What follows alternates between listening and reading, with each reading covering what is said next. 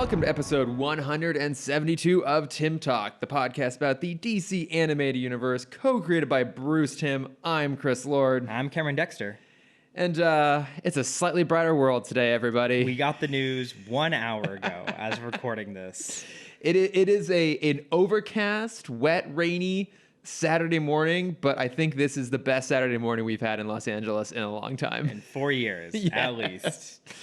Yeah, obviously. All thanks to you listeners. Yeah. We know you were the tide.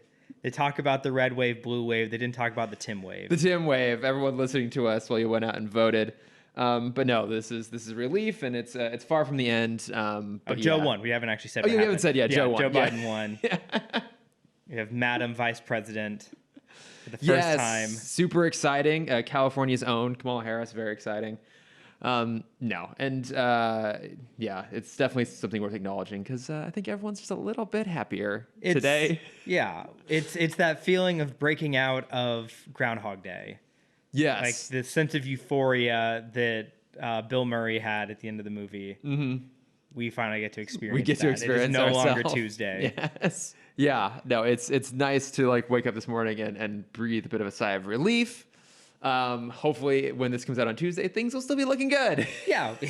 So hopefully we don't have to change anything. I know. Hopefully this won't sound terrible in hindsight. No, I mean, what can happen? What could possibly go wrong, as they say in all the cartoons? What indeed. But yeah, I just wanted to make an acknowledgement of that up top. And then, going forward, I think news is going to happen sort of infrequently for us, rather than every week sort of thing. You can blame me entirely. He's trying to censor me. I'm trying to censor Cameron as much as I possibly can. Yeah, I had so much prepared. Tiny Toons. We're not going to get to talk about that. That's it. That's it. Gonna do Tartovsky's new show. We're not going to talk about. Nope. No, I have been trying to kind of keep these things on the shorter side, which requires a lot of editing on my part, and my life has gotten a little bit busier recently, and that's becoming harder and harder to do. So we will do a news section infrequently if something big comes up, like, I don't know, if I'm continued to force to talk about casting and film announcements in the DCAU, I guess we'll bring it up here because I suppose it's relevant. Yes. And you can just hear my soul dissolving as I talk about it. But in general, I mean, but in the general sense, what do you consider newsworthy? Like, if I go for a hike, is that newsworthy? Cameron, we got to the point where it was almost newsworthy. We would talk about whatever came to our goddamn minds. We spent way too much time on Quibi. We did. It on was this important. podcast. It wasn't important to anyone, which is why it's gone. But yeah, so if anything really jumps out at us, we'll talk about it. But otherwise, we'll be leaving that section out going forward to kind of cut things down. And also, this now means that I will stop just the day of telling Cameron we're not doing his question corner, which has been a very frequent thing that has happened. Fine. I mean, all this is telling me is I need to be sneakier with how I interject my tangents. God damn it! I've revealed too much to Cameron about my editing process, and it's going to come back to bite me in the ass. But yeah, so you hold no power over me anymore, mere mortal. I'm just trying to control our voice, our collective voice, as much as possible. But it's fine, because look at it this way, Cameron. Because we're not doing news this week, I've given you so much more time to talk about Arthur and Camelot. I'm so excited. I am giving you carte blanche to talk about that with the caveat that it may not end up in the final edit. That's fine. It's going to be a 20-minute episode, apparently. But no, so we are back this week. We're talking our next two-parter Justice League episodes, A Night of Shadows, which, as we will talk about, has a lot to do with Arthurian legends and Camelot, and I cannot wait for Cameron's long-winded explanation about how this completely skews from established Arthurian legend. I've been desperately needing a nap, so that'll be a great opportunity for me to get some winks in.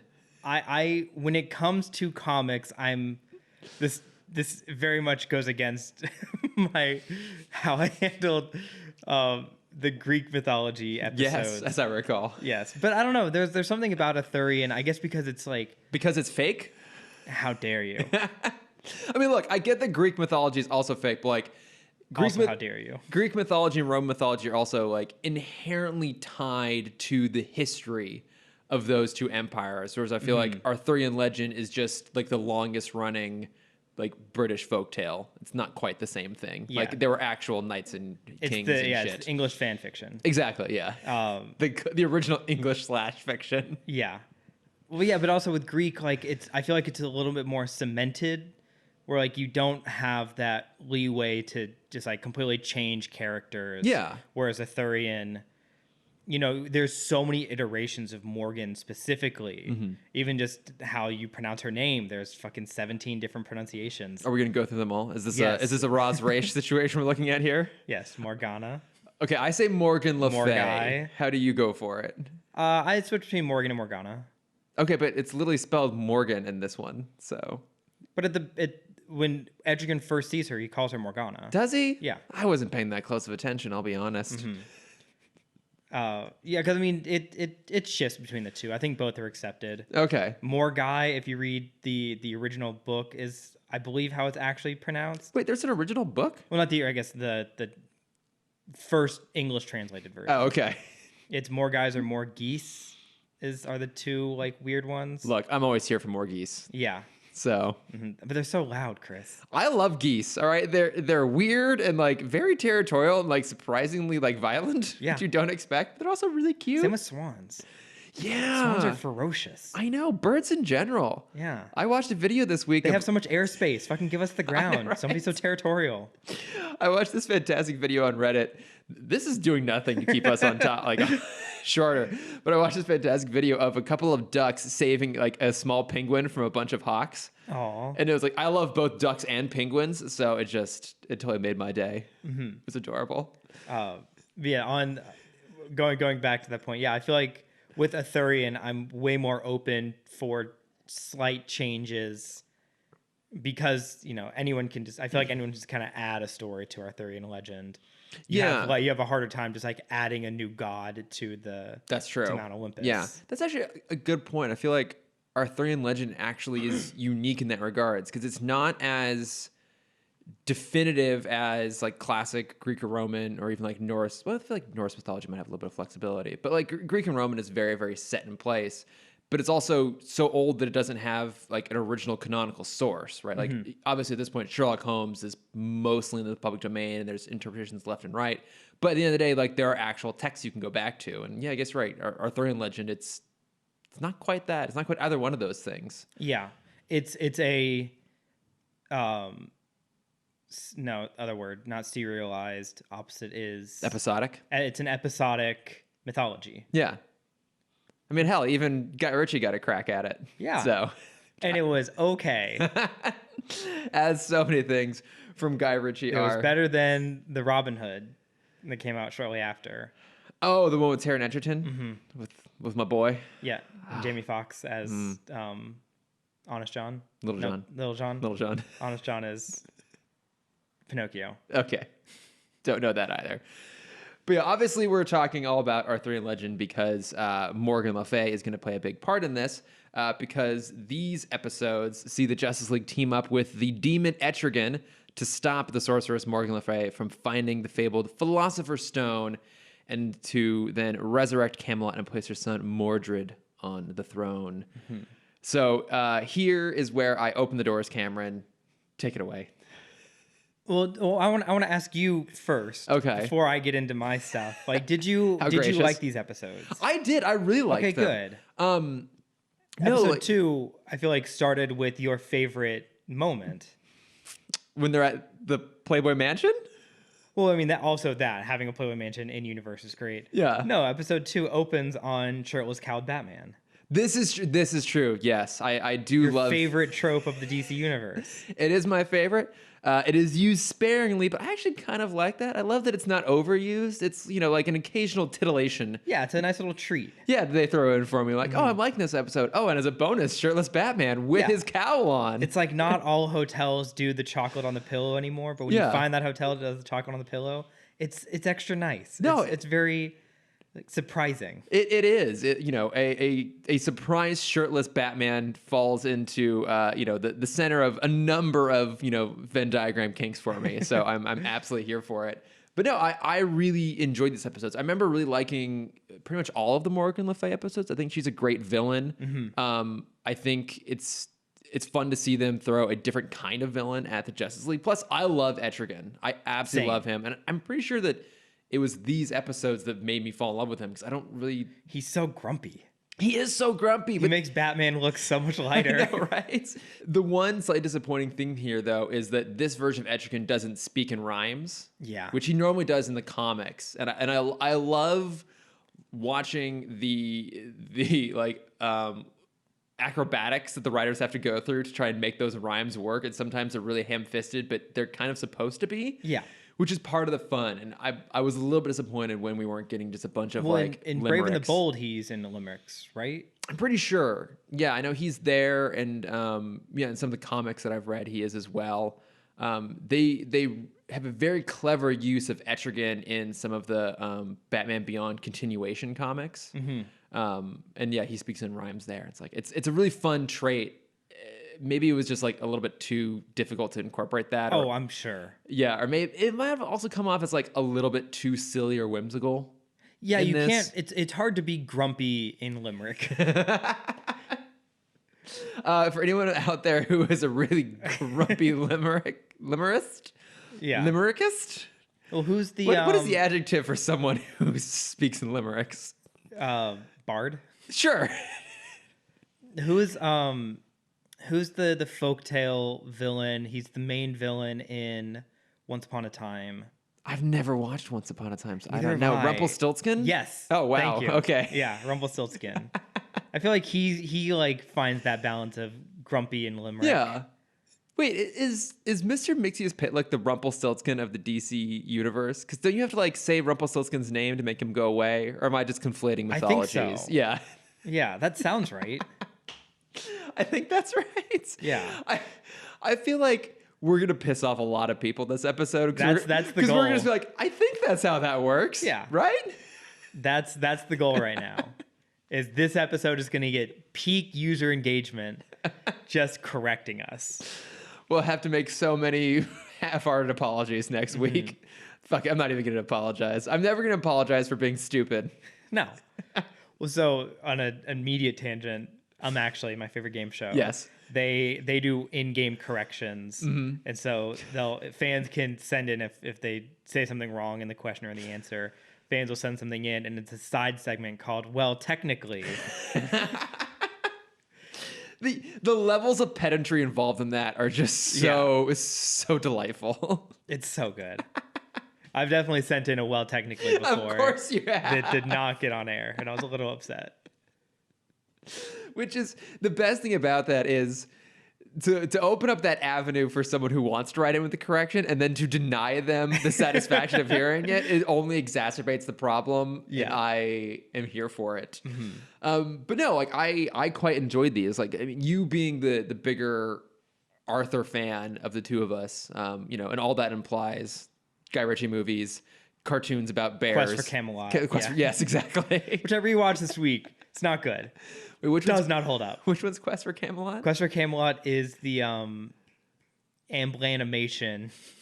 Oh, okay. I think from like 1994, 96. I think I vaguely recall that, although I don't think I've ever actually seen it. It's the daughter of unnamed, and he's named. I don't remember his name.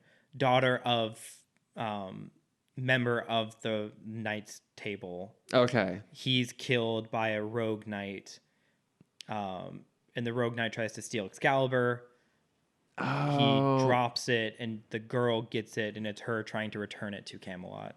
Okay. Yeah, I don't think I've ever seen this, but I definitely remember its existence. That's right, because Amblin had their own like in-house animation team that put out a bunch of Amblin stuff. teamed up with what's his face, the rogue Disney animator.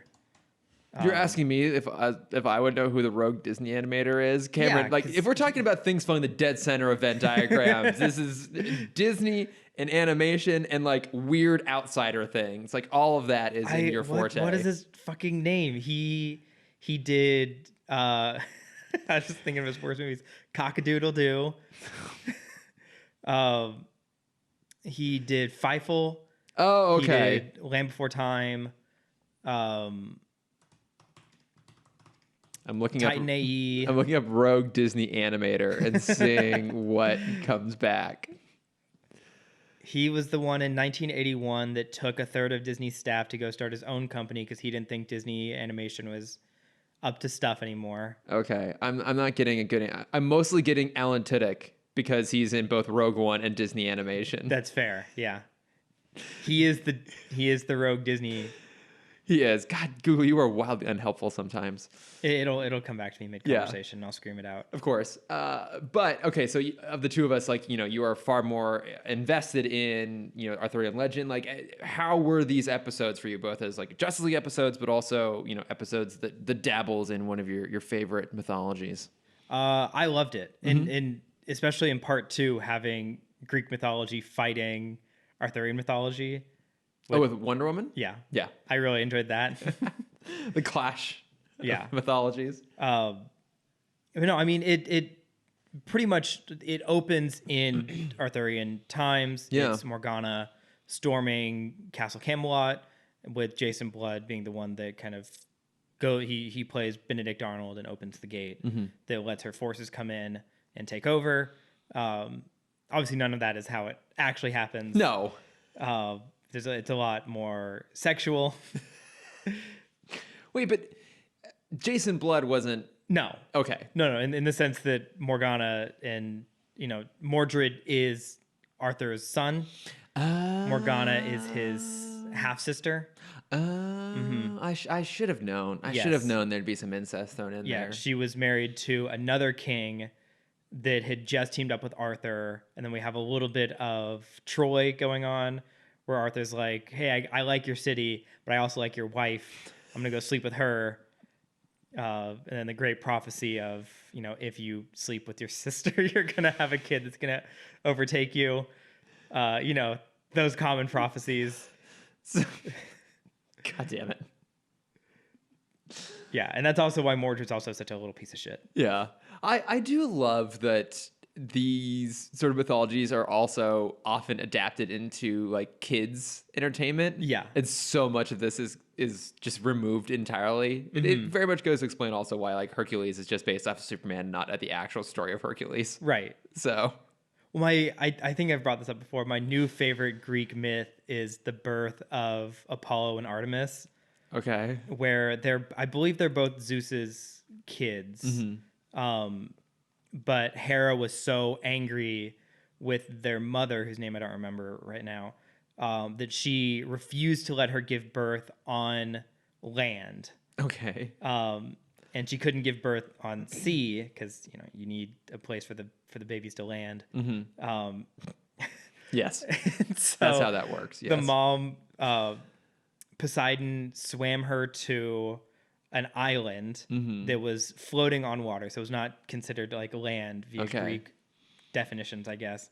And to be safe, she climbed up a palm tree and had the babies in the tree to spare them from Hera's wrath.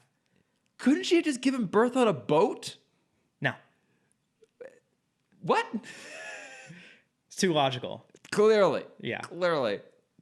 Fucking hell. I know. I love Greek myth. I know. It's so batshit crazy. But I think this is probably one of the best prologues we've gotten so far in Justice League. Maybe my favorite, actually, because there's like this very succinct little story up front. And then it's also, a really quick but effective origin of Etrigan. I forgot that Merlin is the one that curses Etrigan, not Morgan. Yeah, I'd forgotten that too, and I don't know. Well, as a long list of things we won't know, but I think this is how this works. Is that also in the comics too? That he's cursed by Merlin? I've never read an Etrigan comic. Yeah, I haven't either actually. So, but yeah, I mean, I don't really know how it's supposed to work, but I think it works very effectively here. That he's punished beyond death for his treachery by Merlin, and I love that first shot too of him becoming Etrigan because it's I think the most Jack Kirby would get of all of it because it's a little bit stylized in terms of the shadows. Yeah. And it looks great. It does. It's a hell of a way to end the prologue. And then we get also like when we're back to present, it's very fun because now it's just Etrigan and Batman for a minute. And it feels like the Demon Within again. Yes, that is still one of my favorite episodes. Yeah. And they do have a fun dynamic. Like, I feel like Etrigan pushes back on Batman in a way a lot of other people won't. Mm-hmm. But also, you can tell that Batman like still runs the show. Yeah, well, it's bad cop, where bad cop A is like, hey, I mean, like, we don't need to go that bad. Because Etrigan in this episode, Steven's like, are you willing to kill your team member to do this? Because I am. Like, I will kill John if you don't. Yeah. And then even calling the team, what was his phrasing?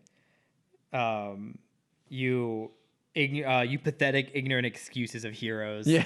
It's like, fuck, man. Like, I get that you're part of Arthur's circle, but like, you guys weren't all great either. No, but he's just so cantankerous, which I Good love. word. Thank you. Yeah. I'm over here with my thesaurus, like flicking through, trying to find good words. Yeah, and so we learn that Morgana is Morgan. Morgan. It's either or. They're all the same. More guys. I'm going to correct you every time. More guys is searching for the source of Excalibur's power, which is the Philosopher's Stone, which I don't believe is normal canon ever. But it's cool. It's a cool twist that I like. Yeah, it's a good way to incorporate both. They've kind of woven together like Etrigan's history with Camelot, with the Philosopher's Stone in a very clean way. Mm-hmm. I did think it was interesting. They referenced that the Philosopher's Stone was originally a gem in the hilt of Excalibur, right? And that's what gave it its powers. Mm-hmm. But then when they eventually find it, it just looks like a rock.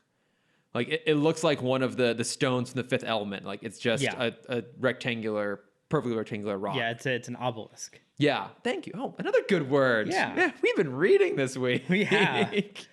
We're just jumping to Egypt for a second. You know what I think this is? I think we haven't poisoned our brains with inane news all week long. There hasn't been any news to talk about. It's been Tuesday for the past 5 days. That's true. But it's just like a generic looking kind of obelisk. But no, I like they interwove all of these things together. Mm-hmm. And I do love too that Morgan seemingly is keeping herself alive by being a youth vampire. Yeah, which makes sense. It does make sense, which then that brought to me the question of what are the different kinds of non-vampire vampires we've seen in pop culture? Like, because I immediately obviously thought of What We Do in the Shadows with the energy vampire, which is... And the emotional vampire. Yes, even better. Yeah, which is some of the most clever stuff out there. If you aren't watching What We Do in the Shadows, you absolutely should. It's so funny. I agree. But like, I think that's maybe the best ones. There's the salt vampire from Star Trek, the original series. Oh. Yeah, it's this really grotesque looking monster. It kind of looks like one of the Morlocks from the 1960s Time Machine movie, if you've seen that. It's like they're pale and muscular and have like, you know, like kind of their eyes are like whited out because, you know, they don't really have to see because they're down in the dark and they have long white hair. But the difference is that these salt vampires also have like little suckers on their fingers. Mm-hmm. They're really disgusting looking. That's interesting. We saw that somewhere else, didn't we? In the DCAU, didn't someone have? Oh no, it was we may have referenced Morbius in the Spider-Man cartoon. I think had to have suckers on his fingers because he couldn't actually bite anyone to draw their blood. Oh, I don't. That's my first time hearing about this. Maybe I'm just imagining things. I think you're just imagining things. I think these are just weird things in my head. Hang on, let me look up finger vampires. Ooh. Hang on. I am not going to look up the phrase finger vampires. That is going to take me down a path that I don't want to explore right now. Yes, our podcast can only be so explicit. That's true. I did learn a fun bat fact this week, though. Oh, okay. Because I guess a lot of people are like, hey, this is Bat Week now. Which I'm like, sure, why not? Why is it Bat Week? Well, maybe it was last week because it was leading up to Halloween. Oh, okay.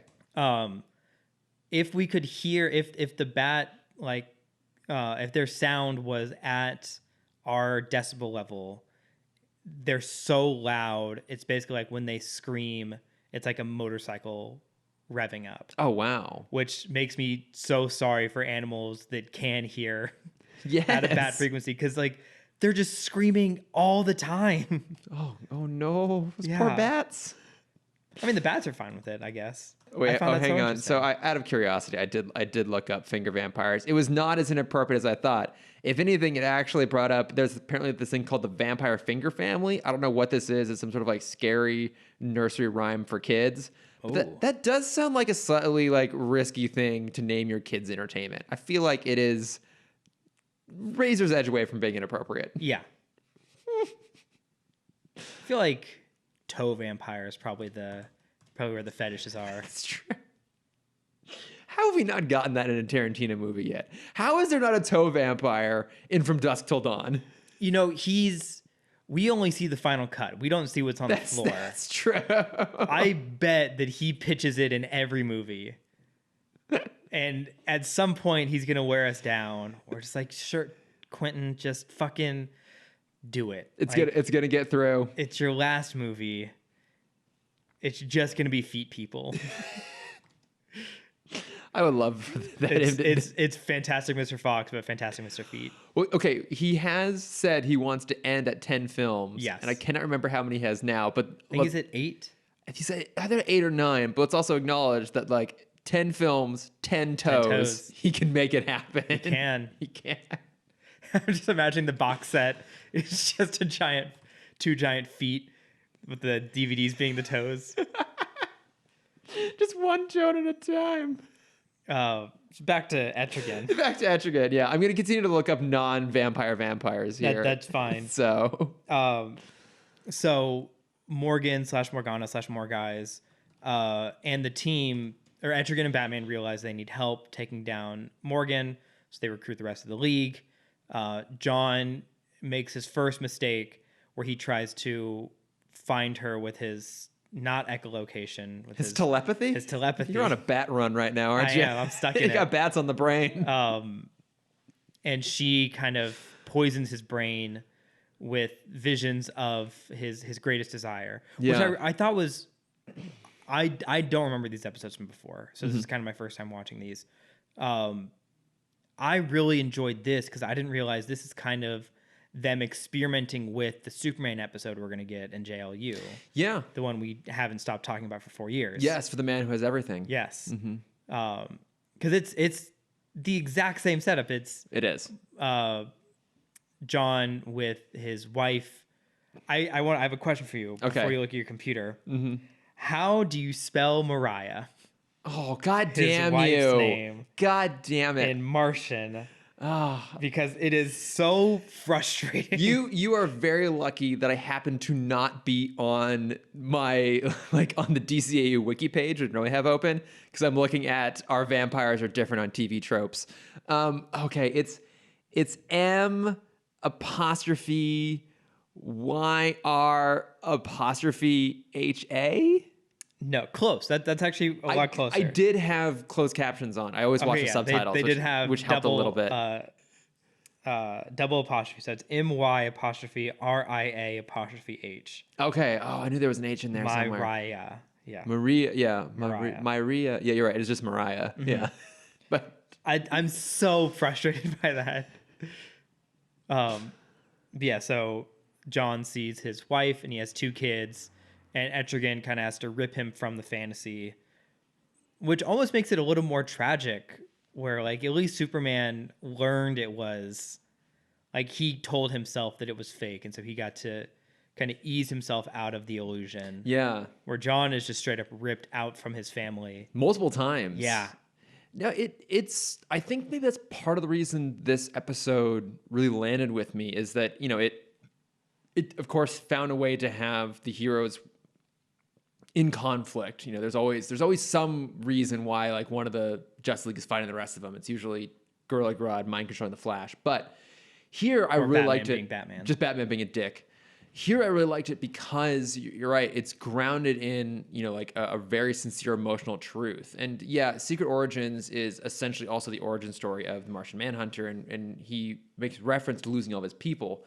But I think this is the first time we've really seen his family, and we've focused in that loss specifically on losing his wife and kids. And it is really heartbreaking, and you can understand his loneliness. He even has that speech to Batman at the beginning of episode 2, where he says like, you can't possibly imagine what it's like to every day wish you could have your loved ones back again. And not only is that impactful coming from Martian Manhunter going to Batman, but it's also the fact that Batman chooses to remain silent there. I think is a really interesting character beat and very on point. You think you have it bad. Yeah. Well, I mean, My parents are gone. They only left me an infinite amount of money. he just only left me a massive fortune. But it does go to show like that Batman treats that pain as very, very private, and that he the only person in the entire league who knows who he is Superman. Yeah. And that's only because he peaked. Right. He cheated. He cheated, that bastard. Okay, so this is what, episode 20, 18, 14? What episode number is this? 20 and 21. Okay, so we've no now 19 and 20. Hang on, let me navigate back. I think 2021.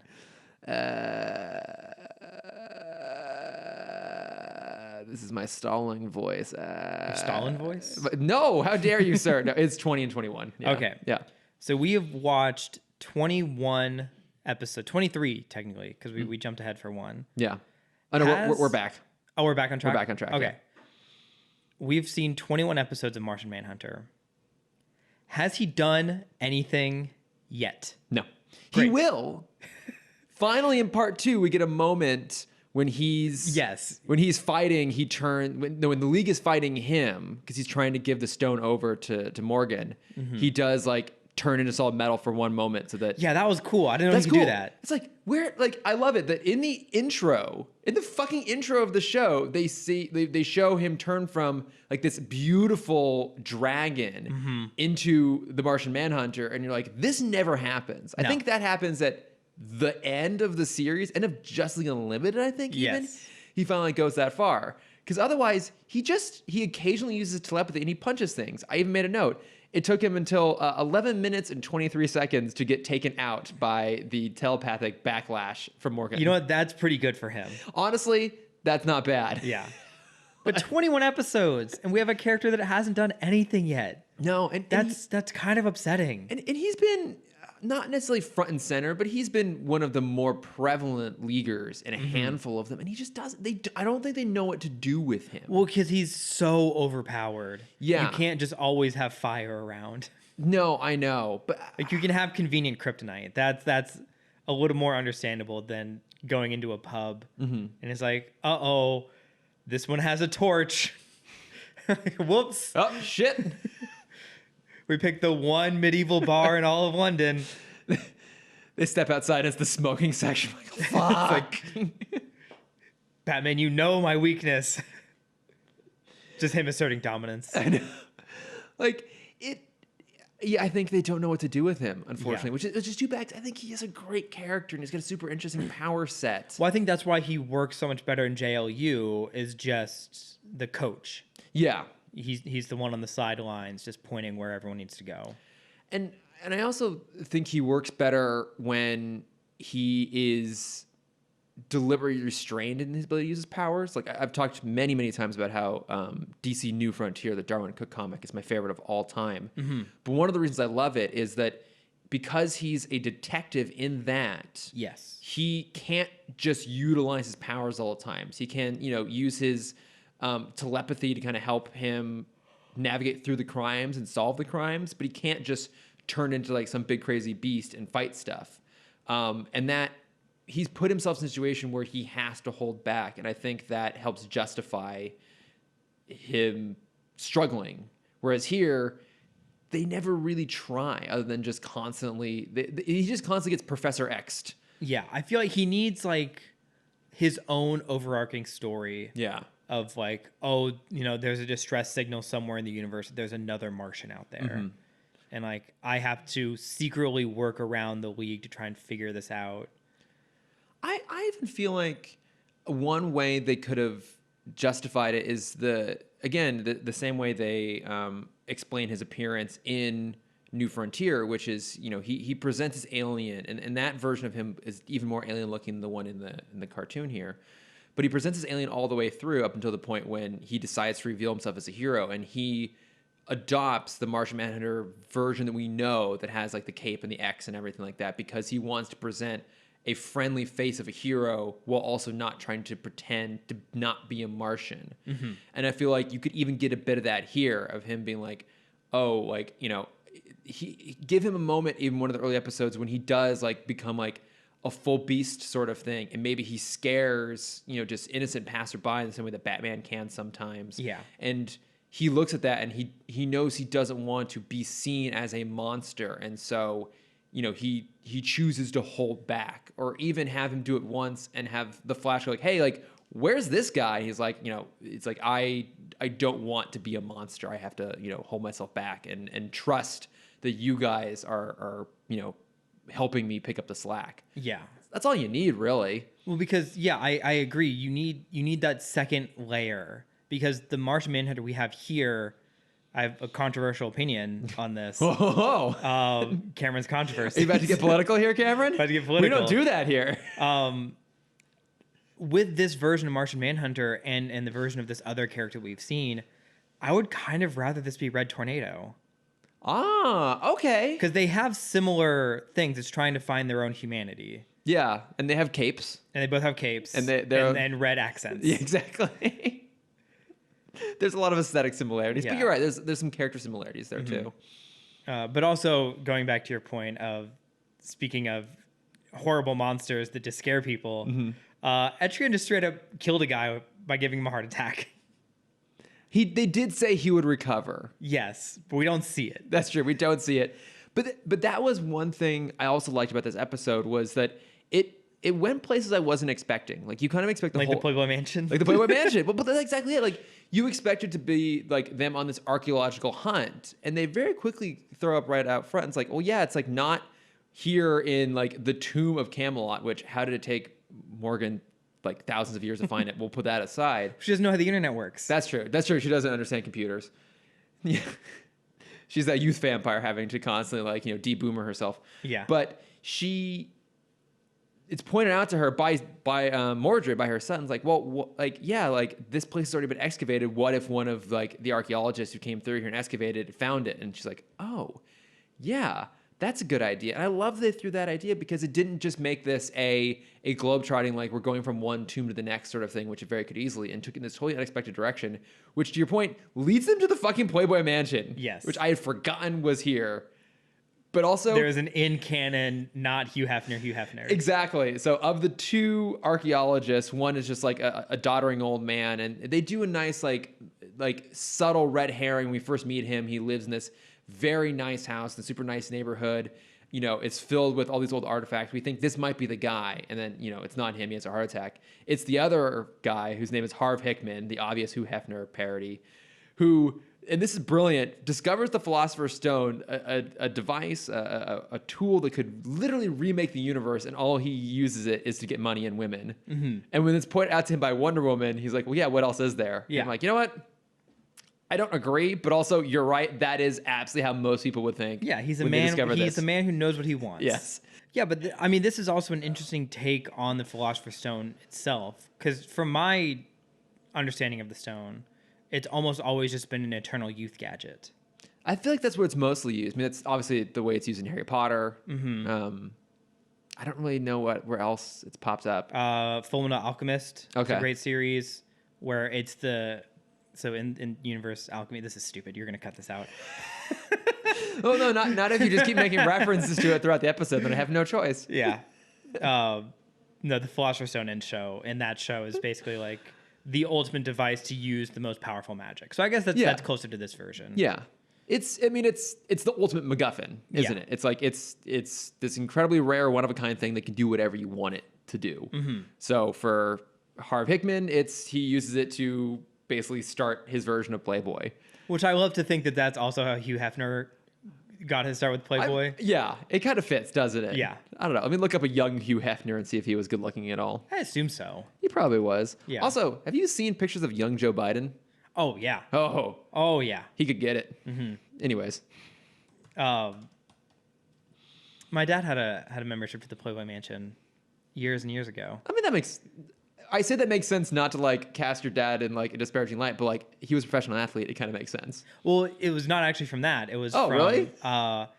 He was in charge of like convention stuff for Dr. Pepper back in the day. Oh, okay. And so he would, this was early days of Booth Babes. And you wouldn't really hire them. You'd go to the Playboy Mansion and just kind of be like, hey, I need 3 girls to come to Vegas with me for a couple days. Yeah, that fits. Yeah. Also, I'm looking up young Hugh Hefner. It's okay. He's just kind of okay. He Yeah, but imagine like a wall of money behind him. Then how does he look? Nope. Still no? I'm You're not a I'm not a sugar baby. You're not a sugar baby. I'm not a Okay. sugar baby. Okay, it's not my thing. That's fair. No. I'd rather just be poor and lonely. Well, I have great news for you, Chris. What? Looking around your apartment, you succeeded. Thank you. I've done it. I have done it.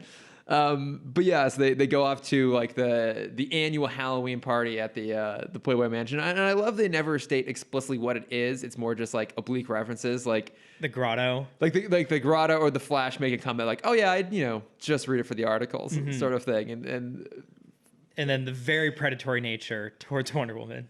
yes, oh yeah. But the thing is, I like how that scene plays out. Because first she's like, what is going on here? And then she very quickly realizes just how blatantly transparent this guy is. And so she just uses it to her advantage. Yeah. She's like, okay, fine. I will absolutely flirt with you to get what I want. But, anyways, yeah. So they're at the Halloween party. And then, the big cliffhanger on this one is that it seems like the Martian Manhunter lets Morgan get away with the stone. Yes.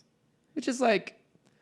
It's okay for a cliffhanger. I think I'm a little bit forgiving of it because the rest of the episode is pretty solid. So, When we also see, it is Martian Manhunter getting in the way of the mission. True. With Batman going down, with Etrigan going down. This is true. I didn't take very thorough notes. That's fair. But, so that's the cliffhanger. And then, of course, we jump into part 2, which is, having now discovered the Philosopher's Stone at Harv Hickman's mansion, the League is eventually able to, keep it away from Morgan and to secure it up on the watchtower. But it looks like Jean may not have completely broken free of her thrall and helps her get it back. I enjoyed the fight scene with Flash, Wonder Woman, Morgana, and Worm. Yeah. Which I meant to look this up. Why does the Flash call the worm Cecil or Cecil? Oh, it's a reference to like a 60s, 70s show, something Cecil and something. Oh, okay. I can't remember. No, anyways, yeah. But no, I was very frustrated by this scene because everyone is like, "Hey, Wonder Woman, just run away with the stone," when the Flash is right there. And Wonder Woman is consistently like, no, I don't run from a fight. It's like, then just fucking give it to the Flash and he'll be on the other side of the world in a second. It is literally like, his power. He's the ultimate champion of keep away. Yeah. But no, she's like, no, Flash, like go and help these people. A thing that I could do so much easier because I can carry 17 people at once. But no, I'll just slowly fly out of the hole in the roof. Yep. She's got it. Here we go. While trying to lure Harv, who was transformed into Worm, Flash calls him Cecil, which is a reference to Beanie and Cecil, a 60s, 70s cartoon series about a boy and his sea serpent. Okay.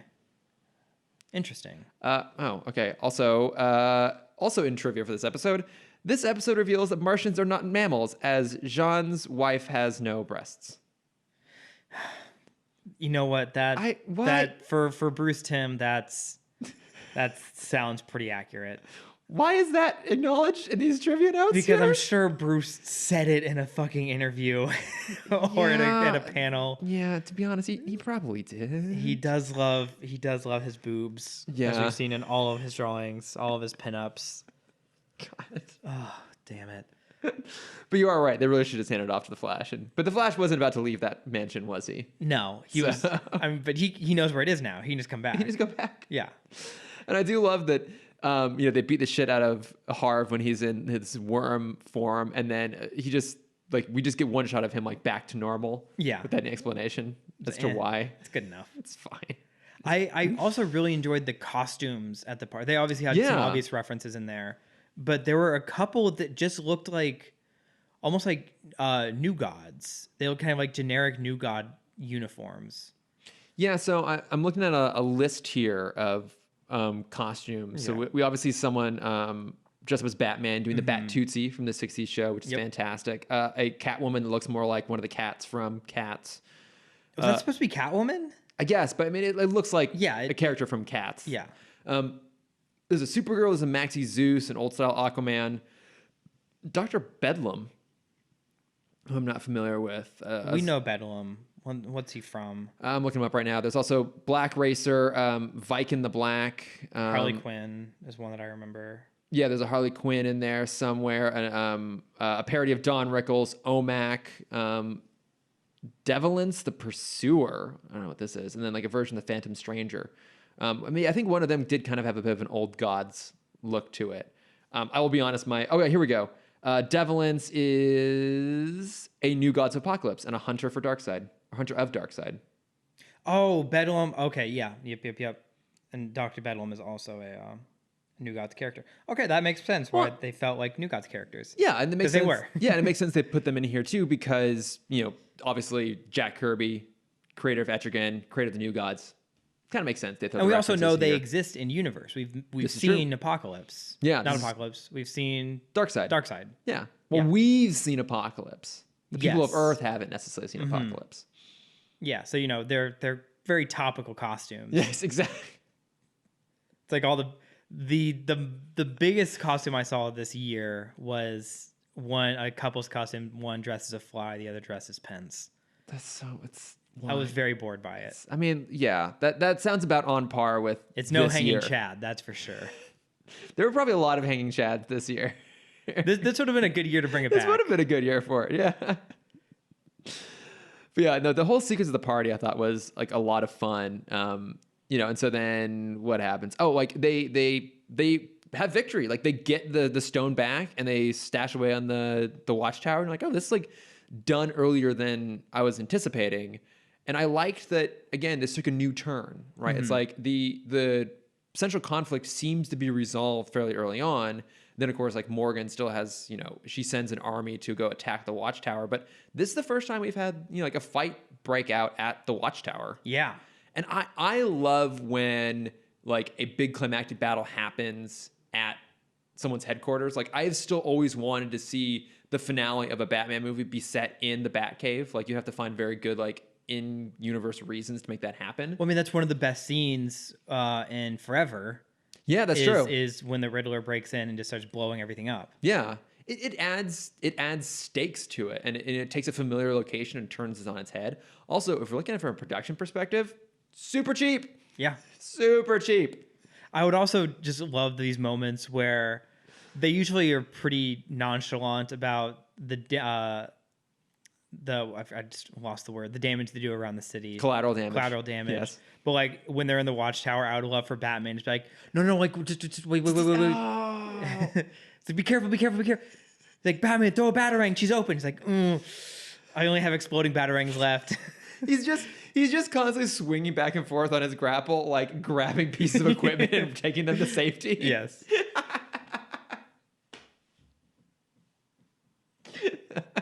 We all know what his priorities are. Mm-hmm. Yeah.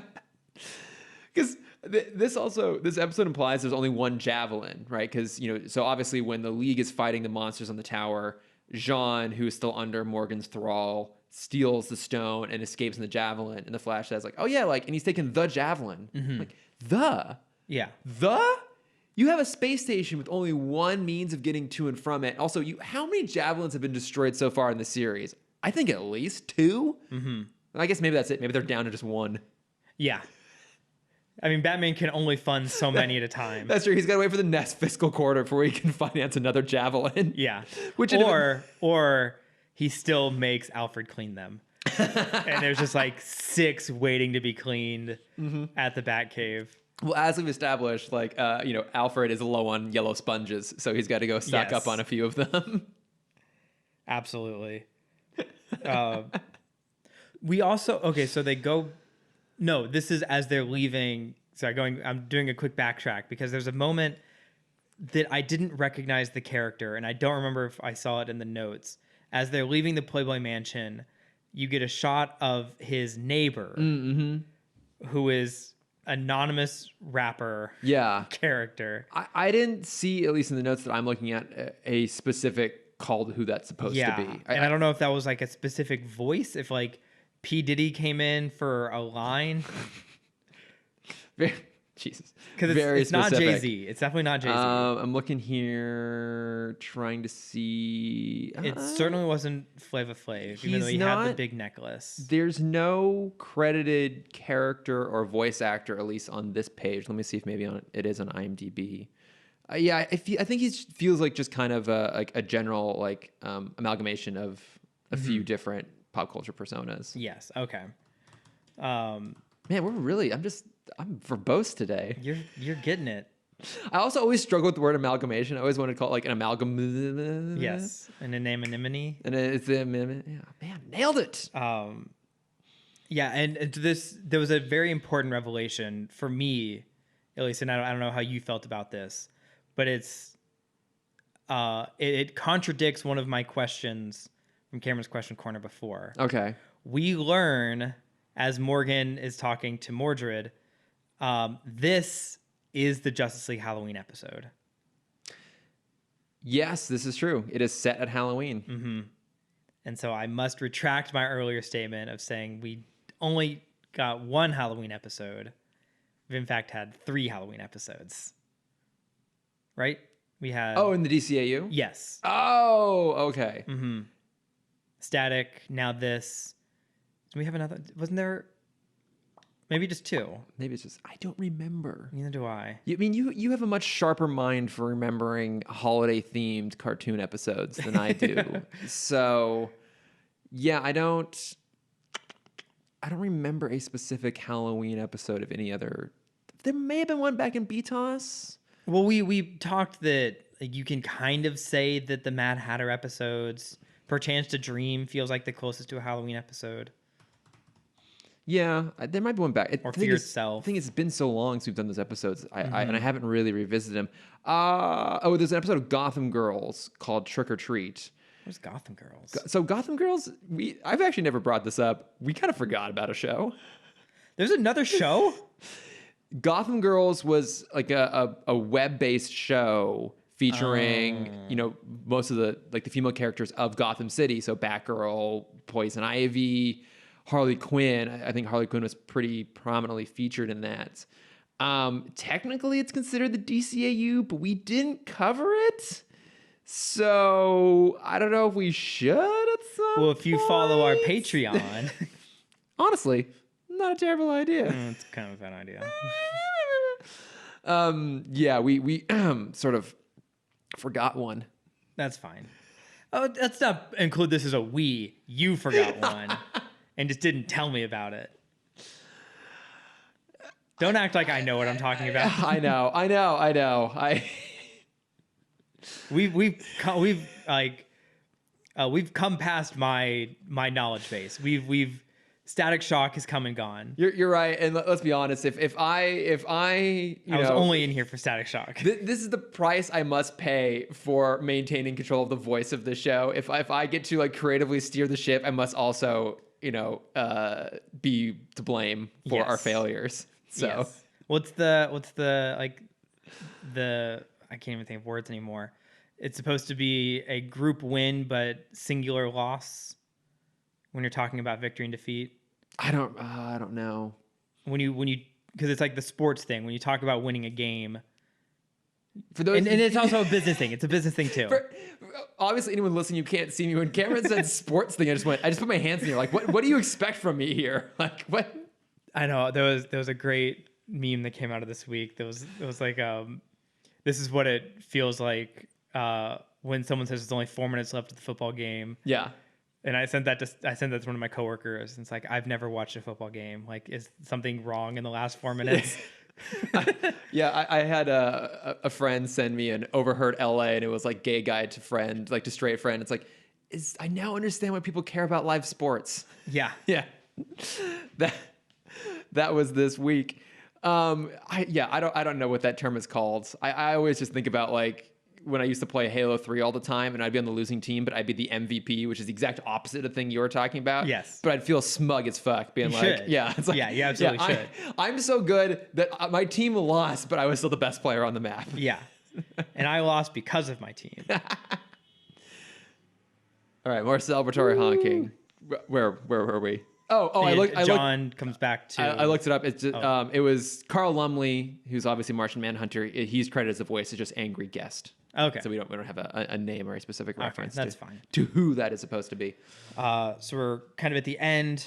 John brings the obelisk to Morgan. Mm-hmm. She's just converted all of London back to medieval times. Good old basically. Londinium. Yes. And then we have another big fight, which was a very fun fight because they lose.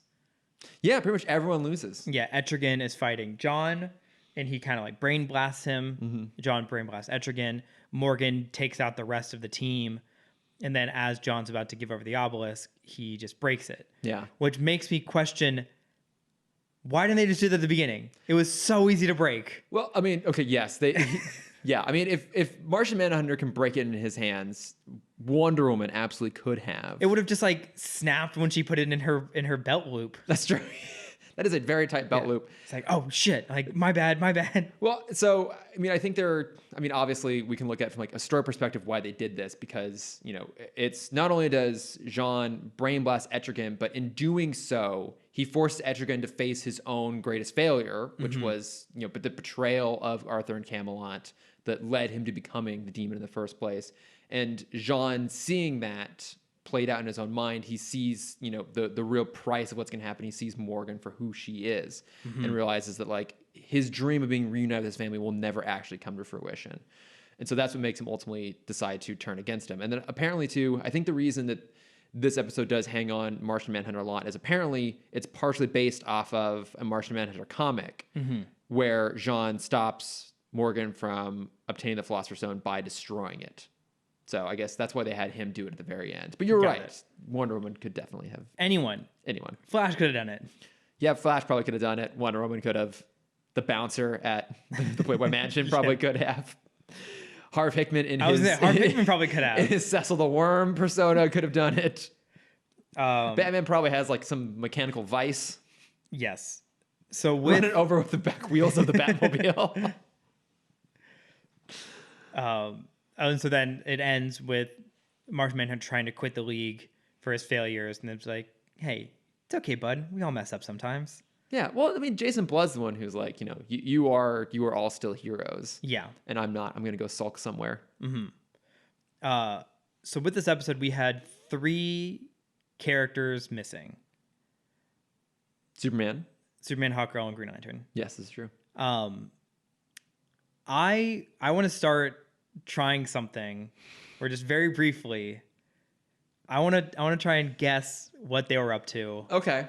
While this is going on. Okay, I'm fine with this. I genuinely thought you were like, what? How would this episode have been different if because like with this episode specifically, I'm glad Superman wasn't in it because like Superman's greatest weakness is magic. Yeah. And I didn't want it just 40 minutes of him just getting blasted in the chest and falling to the ground. Right. Every time. Okay, so what are they all up to?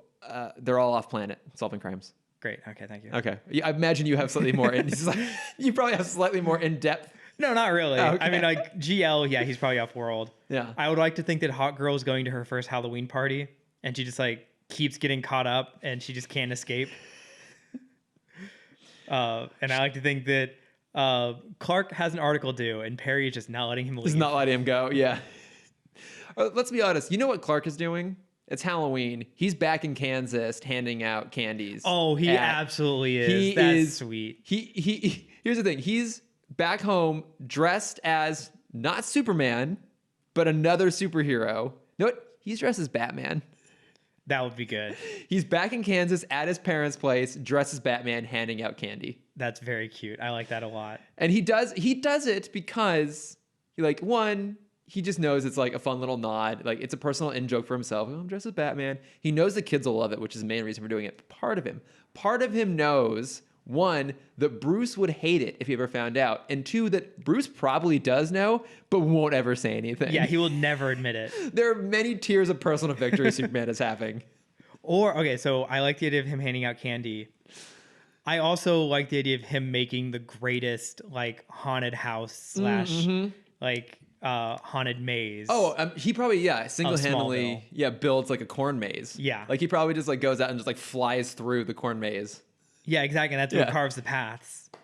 He just disappears for the entire month of October to turn of all of Smallville into like the world's best Halloween destination. No, here's what he's doing. He's flying around all the corn mazes across the world, helping kids who are lost find their way out. It's a very busy month for him. It is, but that is what the big blue Boy Scout would be doing. That is absolutely on what Halloween. he'd be doing. Yep, I love it. I love it. I approve this new segment. Yes. It shan't be cut. Good.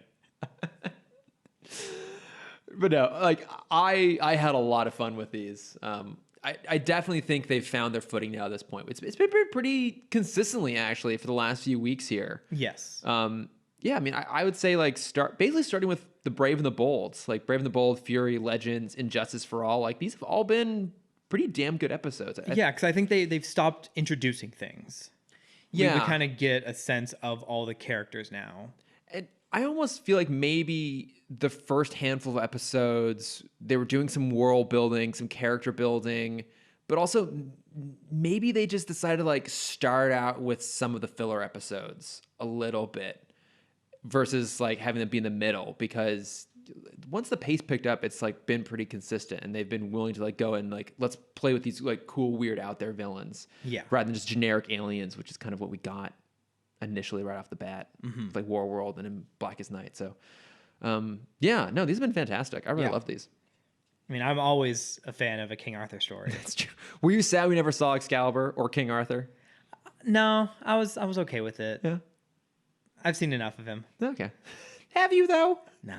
There is no such thing as enough. Always more. No. You went and saw the Guy Ritchie film. I did. Twice. Clearly, you are a glutton for punishment when it comes to anything Arthur. Mm-hmm. No, I mean, I've brought this up before. The ultimate punishing film was Silence, my Catholic guilt film. That's true. Yeah, the 3-hour Martin Scorsese. Yeah. Whatever you want to call that. I won't. I just won't. I won't. Event. I don't it's need not to. even a film. It's an event. Yeah, I don't need to bother with it. No. All right. Any other thoughts on this, or should we do our plugs for the week? I think we can move on to plugs. I think we got everything. All we want to right. talk about. Cameron, what do you got to plug this week? What you plugging? So I just needed as much distraction this week as possible. Understandable. And so I texted you. I crafted my own marathon.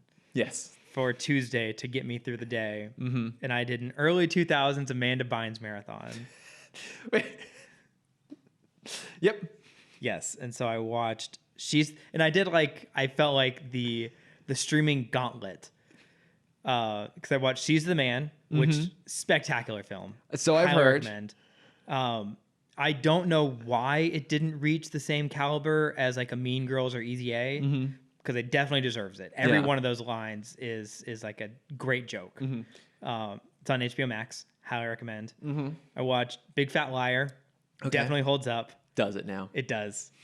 There was something about that movie, and I don't know how it felt being from California or people like from LA specifically, how seeing this like glorified version of Hollywood through the eyes of a kid. Mm-hmm. But like as a kid watching that, it made this whole land look magical. And it honestly, it brought a little bit of that magic back in me. Well, thank God, because it's few and far between now. Yes. It's a fun watch. I recommend it. It does like actually hold up decently. Okay. And that's on Peacock. Mm-hmm. And then I watched Easy A. I mean, Easy A is a stone cold modern classic. Yeah. Unbelievable movie. Oh, everyone in that is so good. Mm-hmm. And it's on Netflix. I miss funny Emma Stone. Me too. Like, she's still funny, obviously, but she doesn't make funny movies anymore. Yeah. And it's, I mean, she's incredibly talented. I'm not going to say that she's not. I mean, she's amazing in The Favorite, just for example. Mm-hmm. But did she win Best Supporting for that? I don't remember. Because I'm hoping No. She and Rachel Weisz were both nominated for Best Actress because Olivia Colman won for Best Supporting. Best Supporting yes. and gave the world's best Oscar speech ever. Yes, that is right. Yeah. Okay. Yeah, because there was an SNL skit that popped up on my YouTube feed of when Emma Stone was on, and it was about shopping when you're uncomfortable with your body. And it's kind of funny to see like obviously everyone on SNL is beautiful, but seeing the other girls of SNL and then Emma Stone come in, it's like, yeah, I'm just not as pretty as the other girls. I'm like, you're fucking Emma Stone. That's the point. Yeah. I know. That's the thing, but she is so funny. Yeah. And like, I mean, immediately magnetic and charismatic. You know, I mean, right even from the beginning with Superbad, but especially Easy A. I feel like that was kind of like her big breakout in terms of being a star. And Yeah. oh God, she's so good. That's a hell of a marathon, Cameron. It was good. Yeah. It's very, all three of those 10 out of 10 films. I highly recommend checking out any of them. I believe, as I said to you, like it was the perfect way to keep the madness at bay by doing a pre-madness Amanda Bynes marathon. Which apparently, as someone informed me, She's the Man is what started her spiral. Oh, really? Yeah, Aw. because, you know, she's dressed as a man the whole time. And at the premiere, was like the first time seeing herself like that. And it made her like super uncomfortable with her own body. Aw. And that's when all the like mental problems started from. Oh, Like that kind of sucks. that's actually really heartbreaking. Yeah. It's so much easier to make fun of people when you don't know their actual genuine pain. Yeah. Damn it, Cameron. I know. I'm sorry. Now I'm empathetic for Amanda Bynes. I know. Shit. But also, I forgot that I also did this because I texted you. I finally finished Clone Wars. That's right, you did. Holy Yeah. shit. Holy shit, that was unbelievable. Yeah. We have to talk about that at some point. Not today, obviously, but at some point. Yeah, at some point we do need to talk about it. It's some of the best Star Wars ever made. Oh my, like it way went beyond the hype that everyone has been talking about. Because like leading up to it, I was pretty lukewarm to Clone Wars. I wasn't, you know, like I was into it for most of it. Yeah. And, like when season 7 started, like Bad Batch was great. And there was kind of those 3 episodes in between. Like, okay, yeah, like I'm watching, but I'm kind of playing a game on the side. Oh yeah, when like we figure out what Ahsoka's been up to. Yeah. With her new friends and everything. Yeah, those are fine. Yeah, they're good. They're on par with the rest of Clone Wars. I mean, yeah, I'd say they are on par with like overall the quality of Clone Wars. Clone Wars has some exceptionally good episodes in it. But but I think the best is those last 4 episodes. Yeah. Oh my God. Yeah. Holy shit. If you were like me and you were just kind of like, man, I'll get to it eventually, like fucking get to it. Yeah. Because like this, and I think I texted you that the second I finished the episode, I'm like, I need to rewatch this now. Yeah. Because like I feel like I missed so much of Ahsoka's story. It's really, really good. And like there's probably like an article out there, but like here are the key episodes to watch going into it. Or Kotaku has a really good one. That's the one that I follow. Okay, yeah. Or maybe they even like an article like here's the things you need to know going in to like explain the world building that happens prior to it. But it's really great because it's sort of like this is sort of reference I'm surprised you didn't make. It's the Lion King 1.5 of the Clone Wars. Yes, it is. Of Star Wars Episode 3, where it's like the events of Episode 3 are playing out and referenced off to the side, but it's specifically focused on what Ahsoka is doing during those events. Correct. And it's so good. Oh my God. I am still kind of in shock at how good that was. And it has, I think, one of the best lightsaber fights because it was actually mocapped, and Ray Park came back to do the. I mean, it's not really a spoiler to say because it's like everyone's talking about it, but Ahsoka fights Maul, who's back. And if you don't know how, again, there's articles you can watch episodes that explain how. But that fight he came back for, and the fight choreography is brilliant, and it's some of the best Star Wars fight choreography ever. It's unbelievable. Like I need to go and apologize to all my friends that tried to talk to me about it before, and I'm like, no, I'm not going to watch it. Like, I am so sorry that I robbed you of that chance to talk about this more. Yeah, it's excellent. It's really, really good. Yeah. There's a lot of that series that's skippable. I mean, it's 7 seasons. It's not short. There's a lot to get through. Of 26 episodes each. Yeah, so there's a lot to skip, but there's also a lot of really good stuff in there. And if you watch it, you will appreciate that. And my cousin actually said this to me once, and I think it's very true. The original trilogy movies are better. Obviously. Yes. The world of the prequels is actually much more interesting. Lucas didn't know how to capitalize on that. Yeah. And I think the Clone Wars helps make up for that mistake. I think so too. It definitely bridges between the two. Yeah. Very well. Yeah. And in the Kotaku one, again, for people who want to get in, it breaks down every arc because it's kind of like Justice League where every arc is kind of 3 to 5 episodes. Yeah. Sometimes broken up between like, you know, episode 1, 4, 7, 12. Yeah. Also, it's a very crazy viewing order as well. Yes. And wildly so out of order. The Kotaku article gives you the exact arcs to watch and then also a brief description of them. So like if you're just not feeling that arc, you can just kind of skip it. Yeah, because there are a lot. I watched it all the way through the first time, and I went to go back to do a rewatch earlier this summer.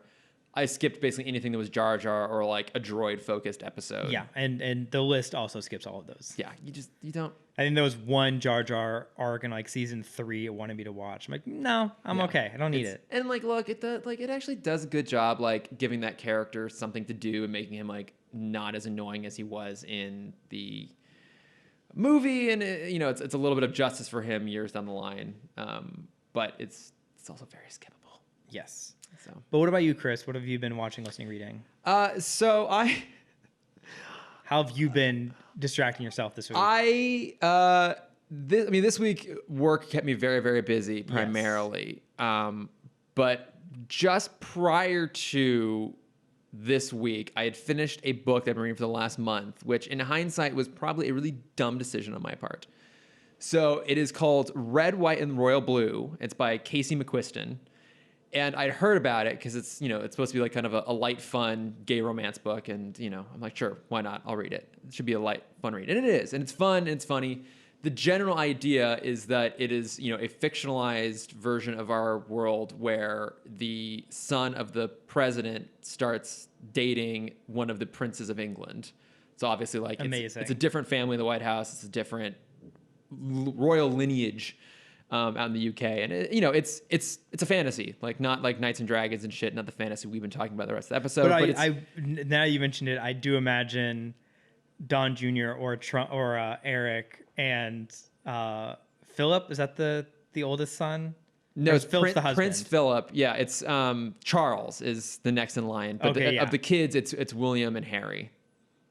Okay. Yeah.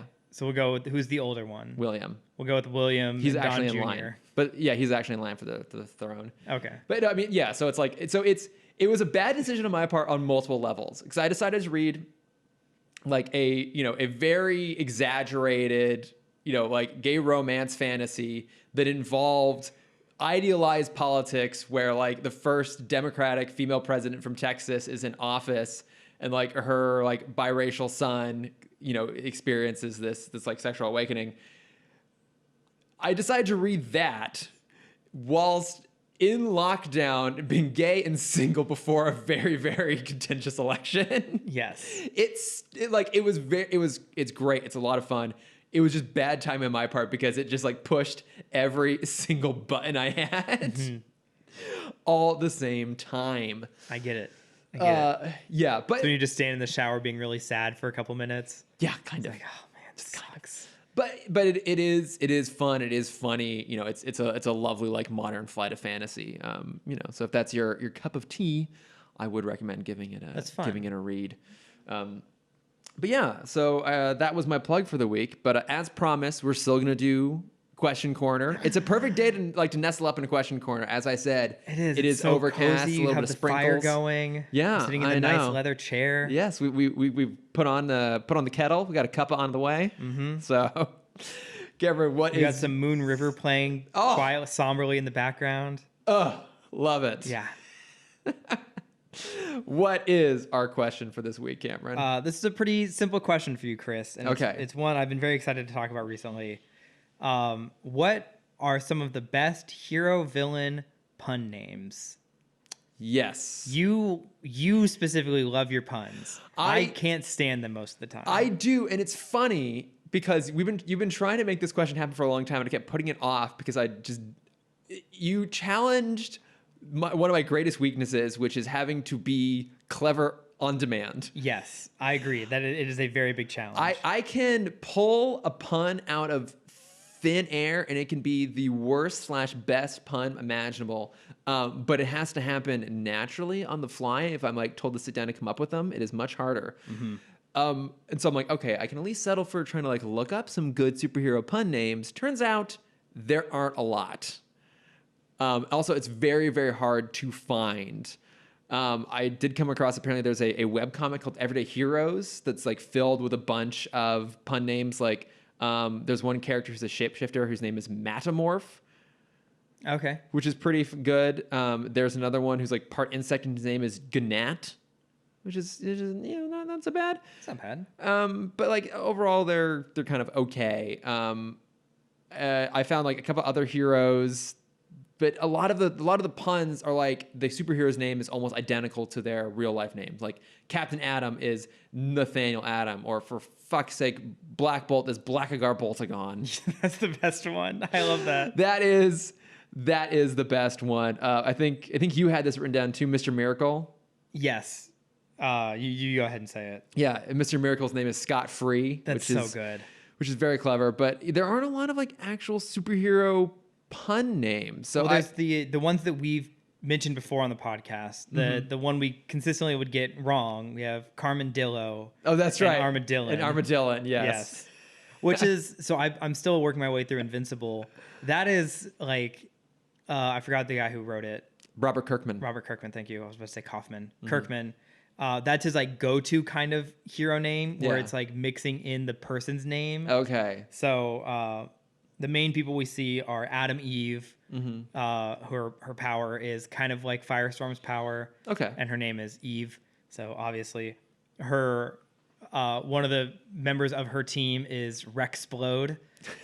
I'm like, I fucking hate it. Yes. And then we were introduced later to twins who both have the power of multiplication, and it's Duplicate, Kate, and Multipole, which I'm just like, I fucking hate that one. Love it. Oh, I can't. When I read it, like, I felt my whole body just go numb of anger. I need to read this comic. I think I'd have a lot of fun with it. It is. It's great. I'm probably like issue 40-ish at this point. Okay. It's very good. Okay. All right. The one that I love to bring up is H2 Olga. Yeah, of course. Anyone that's able to like attach the name to an acronym is so good. There's H2 Olga and Dee and Amy from Kim Possible. Dee and Amy, yeah. I feel like Fairly Odd Parents had some good ones in there. I mean, obviously, the Crimson Chin and his entire Rogues Gallery is probably some of the best ever. Yes, Brass Knuckle, Titanium Toenail, Iron Lung. Yeah, Iron Lung. Iron Lung, it's so good. It's amazing. And I think that's what you need for this stuff to work. It doesn't really work in mainstream comics because it's not played for meta laughs, which makes it a little bit harder. Yes, because there's a Marvel villain, which I shared with you last time, named the Phone Ranger. Oh, that's right. He's from the 80s, and he just like interrupts phone calls, I guess. I don't know what his power is. He looks very dumb, and he looks very fun. Some other ones that I have in here from Sky High. Oh, Sky High had good ones. Yeah. Yeah. The anti-hero, his name is Warren Peace. Brilliant. Oh yeah, the guy who was like the kid of a hero and a villain. Yeah, right? His dad's a villain, mom's a hero. It's obviously War and Peace. It's so good. That one's pretty damn good. I think the best one that I've ever seen is from The Incredibles. And it's the villain that Mr. Incredible fights with Bucky, not Bucky. With Buddy. Buddy, thank you. With Syndrome. Yeah. His name. He's the French explosions expert named Bomb Voyage. It is brilliant. I'm like, that is Brad Bird. God damn it. I know. What a genius. I dream of reaching that caliber of pun name. It is absolutely one of the best. Now, did you try and come up with any original ones? Oh, have I? Okay. That's what I've been doing for the past 2 months. I came up with a few. Please share. Okay. So I have the Golden Ruler, who his ability is to like control people's minds if they like wear any gold on them whatsoever. This one's a little obvious, but the Punisher. Oh God. Who kills people with increasingly elaborate puns. I'm working on something where I've turned the filibuster into a hero. I think I have to make the Punisher his nemesis. Yes. And then probably my worst / best is Barista, who has the ability to make anyone have a brain freeze from any liquid they consume. I really like that regardless of the temperature. That's very good. So I've been thinking about this a lot recently, and I realized there's a very thin line between a good pun name and just a Pokemon name. Because that's what a lot of Pokemon names have turned into. They're kind of just like puns on animals. Yeah, you're right. Yeah. Because there's one very dumb one that I thought of recently. The hero Pomperroar. Okay. Where I imagine it's a pompadour that has like a crocodile mouth. Yeah. That he can use to Or a attack. lion. Or a lion's mouth. Yeah. Yeah. Well, the pompadour is like so. It goes out so far, so I feel like it needs something with a long snout, and that's why I went alligator first. You're right. I'm conflating a pompadour with a bouffant. Yeah, no, a pompadour is the 60s hair, the greaser hair. Sorry. I need to give myself a minute to acknowledge that I just uttered that phrase. Continue. No, you're fine. You're being the best you've ever been. My word, one of my most hated one is flamingo, where it's something where a guy can light his legs on fire. I don't know how it works yet. Well, I mean, you could also flame. You could also do like flaying, like with a knife. Oh, that's yeah. Yeah, the flamingo. Yes. Yes. What else do I have in here? Pomegranate. Don't know what the power is, but I just love the name. Yep. Or we can just simplify it to granite, and they just it's a knight made of stone. What about like the pomegranate? Pomegranate's good. Yeah. Isn't that just like lemonade made with pomegranates? Fuck, I don't know. It's a grenade that looks like a pomegranate. Yeah. The corrugated contender. That's not really a pun. That's just a fun name. Yeah. Uh, What about like the corrugator? Oh, a crocodile made of cardboard? Yeah. That's good. The most useless crocodile in the world. He goes in the water and he just immediately crumples. But Yes. hey. And then my favorite / least favorite is the Australian musical villain, Didgeridoo.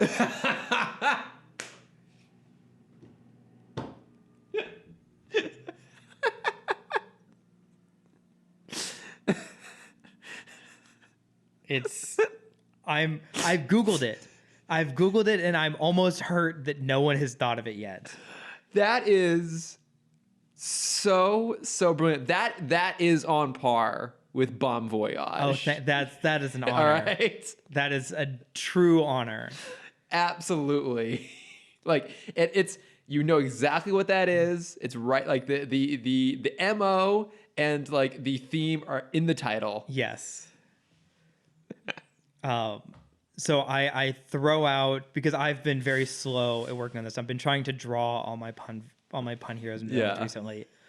I'm going to throw the challenge out to all the listeners who like to draw. Mm-hmm. If you could please pick any of these and just do a nice quick sketch of any of these heroes, villains. Or an original, if you have your own. Yes, or an original. Pun. I would love to hear your original pun hero villain. Yeah, those are really, really good, Cameron. Mm-hmm. Thank you. All right, I'm glad we finally did the question. Me too. Yeah. We have run a little bit long, so it may not end up in the final. Got it. No, but yeah, if you do come up with any art or if you have some suggestions, I'd say probably the best way to reach us is at TimmTalkPod on Twitter or Instagram. Yes. And along those lines, we did get a message, a note from a friend. My apologies. We probably got more. I'm going to be perfectly honest. After I posted the episode on Tuesday and it published on all the social media platforms, the episode is up. I just didn't go back to Twitter until... That's very smart. Just go dark on social media until today. An hour literally before we recorded this episode. But conveniently, an hour before, we did get a message. And Cameron, I'm going to have you read this one because I know you have access to the Twitter. And since this is your friend Trey who wrote in... with a very, very specific complaint that caught you by surprise. Mm-hmm. So he was mentioning a conversation from last week, my great friend Trey Whitaker. I can't believe y'all talked about Toonami without talking about the greatest show added to the 2000s zeitgeist, Megas XLR. It was a representation of the fourth wall breaks before I could even understand them, and I was amazed at how they were. Despite it aging poorly, it still sticks out in my mind, throwing fourth wall breaks in my face and finally understanding their comedic value. Well, Trey, I have some news for you. We did talk about it last week. And all-powerful overlord Chris with his edit removed it. Yeah. I mean, you didn't know that was my nickname, Chris the Overlord? Yes. There's another pun name. There you go, for ya. Overlord. Yes, you did. You and Sam did talk about it at length last week. Yes, it is a great show. Highly recommend going back and watching it. And I cut it. I'm singing a theme song right now. If you don't hear it, Chris is cutting it. I've cut it. Look, that was a long episode we did last week. It was super fun. But it was a long episode. The original recording was almost 2 hours. I got that bad boy down to like an hour 25. I got like under an hour 30, which is pretty good. I had an afternoon to do it, and it nearly broke me. Yes. Which is part of the reason why this week I'm like, no more news. Yeah. I can't And this is me picking up the scrap on the floor and throwing it back in your face. I'm not going to say I told him to send us that message, but I highly influenced it. Oh, wait, this wasn't, wait a minute. When you reminded me we had a message today, I thought this had all happened organically. Are you kidding me? You actually told Trey to message this? No, we were talking about it last night, and he listens to the show, which is I'm very thankful. Thank you, Trey, for being one of my only friends that still listens to the show. And we were talking about Toonami, and he brought up like, oh, why didn't you guys talk about Magus? And I'm like, we did. And I, do not listen to our episodes very often. Did you go listen to it? No. Oh, okay. And I'm like, no, what do you mean? We did talk about Magus. And he's like, no, it's not in the episode. And then I got very mad at you for cutting it out. So he's like, should I message Chris? I'm like, you should fucking message Chris right now. Oh, okay. Wait, hang on. I thought this was an organic note from friends. This is some sneaky subterfuge right here. Okay, Cameron, you have become the Benedict Arnold / Jason Blood of this podcast. How? Explain to me how I helped Morgana in this situation. You have betrayed me. Betrayed you? You hurt me. I don't care.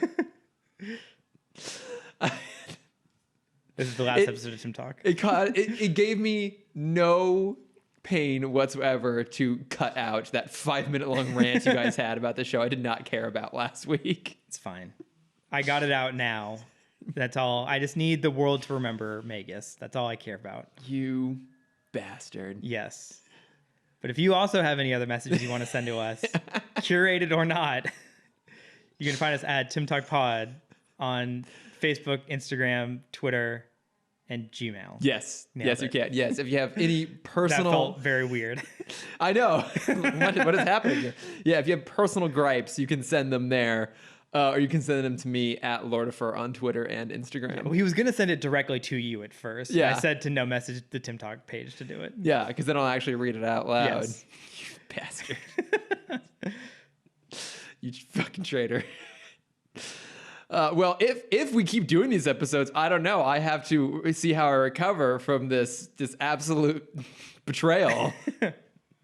This backstabbery. Yeah, here, Chris, here's a wooden horse. I hope you have fun with it.